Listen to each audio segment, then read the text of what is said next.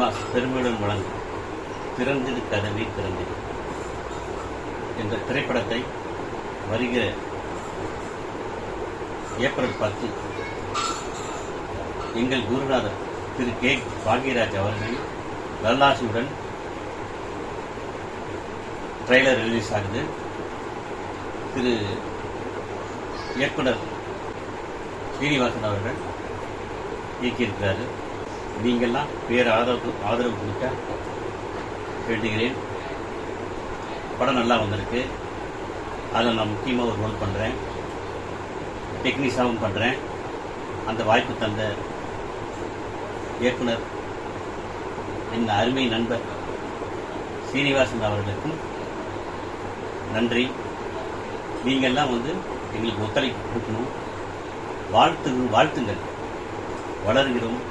நன்றி, வணக்கம்.